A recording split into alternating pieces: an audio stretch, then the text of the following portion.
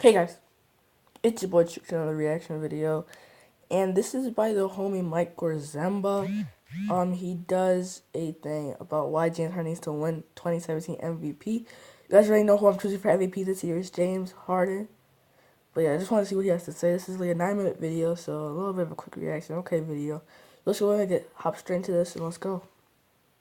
Now, James Harden deserves to win the MVP, and I don't think that's going to change anytime soon. What's up, guys? My name is Mike, and yes, in the beginning of the season, I did say Kawhi Leonard would win the MVP. But that's the reason I hate preseason predictions. You never know who's just going to take over a season. And this year, James Harden has brought his game to the next level. So tonight, we are going to talk about why James Harden needs to win the 2017 MVP. Let's jump into the video. We're going to start this video off by talking about my least favorite part about the NBA's MVP voting. And that is the fact that sometimes a great story can carry a player to an MVP victory. Oh, a great story. In 1993, Charles Barkley won the MVP over Michael Jordan because the best story of the year was that Chuck was playing for a new team in Phoenix that led the league in wins. So even though MJ deserved the award, Barkley won it. I mention this because this year, one of the top MVP candidates has an incredible story that could propel him to winning the most valuable player award. Because so far in the 2017 season, Russell Westbrook is averaging a triple-double on an OKC team that just lost Kevin Durant in the second that's a great story though. All time. And Westbrook's story is a great story. It's a tale of overcoming the loss of one of the best players in the NBA. However, I don't think it's the best story this year, and I don't think Russell Westbrook deserves to win the MVP because James Harden is working on his own story this year. A classic tale of redemption. To show you what I mean, just last season, James Harden averaged 29 points, 7.5 assists, and 6.1 rebounds a night. To put these numbers into perspective, only 4 other players have put up comparable numbers in NBA history. These players are Oscar Robertson, John Havlicek, LeBron James, and Michael Jordan. And it's no surprise that of the 4 legends named, 3 were selected to the first team All-NBA, and LeBron James won the MVP. With that said, it was a surprise to see James Harden put up the same numbers and not get selected to the first team All-NBA. In fact, that was like a big snub. Not selected to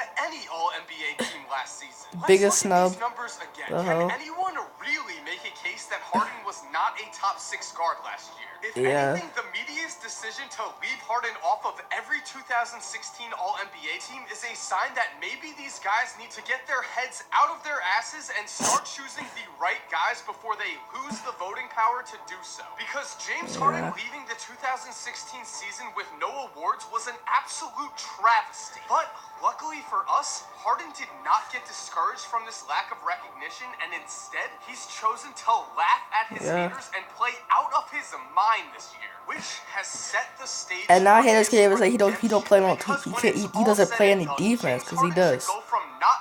He does decently enough. 2016 to winning the 2017 MVP, giving the voters what they want and making this one of the best individual storylines in NBA history. Now, before we get more into this, we need to take a look at the 5 legitimate candidates to win the 2017 MVP. There are 2 notable guys I'm leaving off this list right now. I'm leaving off Steph Curry because Kevin Durant is having a more worthy season on the same team. And I'm leaving off Isaiah Thomas because he's about to fall in the same category as Russ and Harden, but he doesn't have comparable all-around stats. Which leaves us with LeBron James, Kevin Durant, Kawhi Leonard, Russell Westbrook, and James Harden.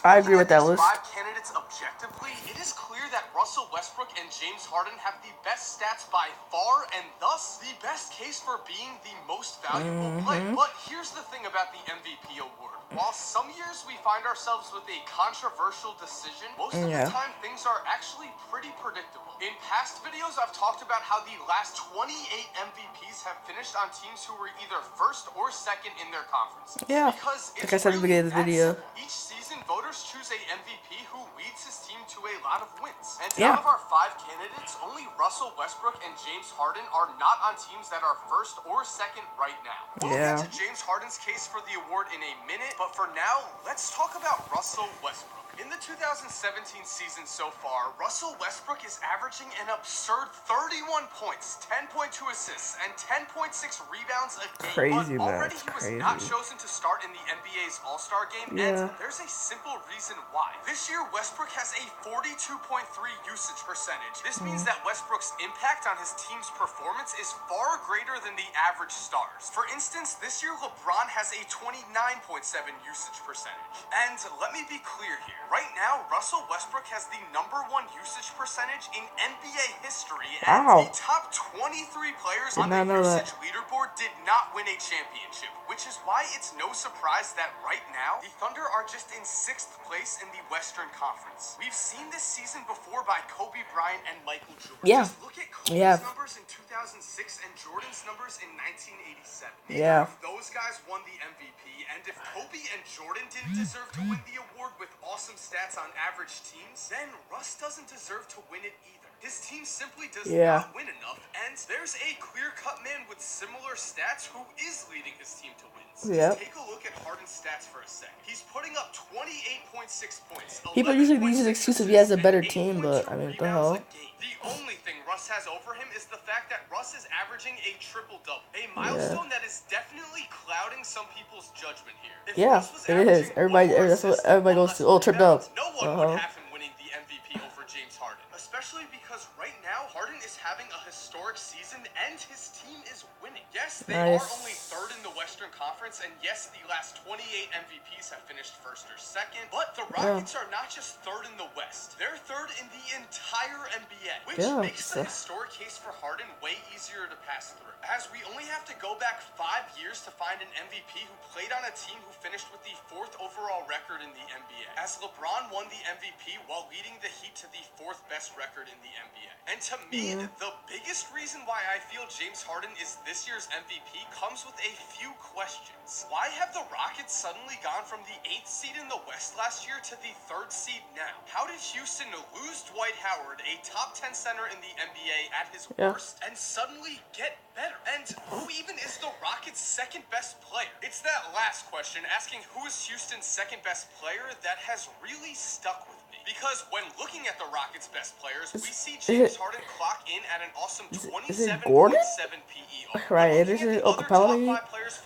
Oh, Trevor, I forgot all about Trevor Ariza. No one has even an average PER of 15, which means that the Rockets did not suddenly get better this season due to their off-season additions. They've gotten better because James Harden, like Russell Westbrook, has the ball in his hands a lot more this year. The thing with Harden, though, is he's led this otherwise average team to an incredible record with 34 wins already. Seriously, how many wins would the Rockets have if you replaced Harden with an average player such as Ricky Rubio? Would a starting lineup of Rubio, Eric Gordon, Trevor Ariza, Ryan Anderson, and Clint Capella even win 34 games total this year? I doubt it, because James Harden is the Houston Rockets this season. Every win and loss falls directly on his shoulders. And the thing is, he's been one of the top players in the NBA for years. People just don't want to acknowledge that fact. Remember, it's all because of his people usually use the excuse of he can't play defense. MVP, James Harden would have won. He already owns the ultimate respect of should have won in every player 2015. in the NBA. Now it's time for the fans and media to give him that same respect. So this year, let's reward the man who has put up historic stats while playing every game and leading his team to a top record. Let's fix the mistakes made in 2016, and let's complete the tale of redemption that this man deserves. And so, guys, I hope you enjoyed the video. I hope you're now convinced. James Harden for the 2017 I've always been convinced. MVP, baby. A tale of redemption. NBA voters, make it happen. Not sure where I'm pointing there. But yeah, like I said before, if you're new and you enjoyed this video, then I would love to have you subscribe. I make basketball videos like this. I do NBA what-ifs. I look at NBA conspiracies. And we're about to be in the exciting part of the NBA season, the trade deadline, playoffs, the draft. Gonna be a ton of videos coming up. I'd love to have you subscribe. And to everyone who's already subscribed, thank you guys so much for shout out to Mike supporting. KORZEMBA, bro. Like Best basketball my dudes, and YouTuber. On YouTube right now. Okay, guys, that's gonna be it this video, guys. Hope you guys enjoyed. And yeah, peace out.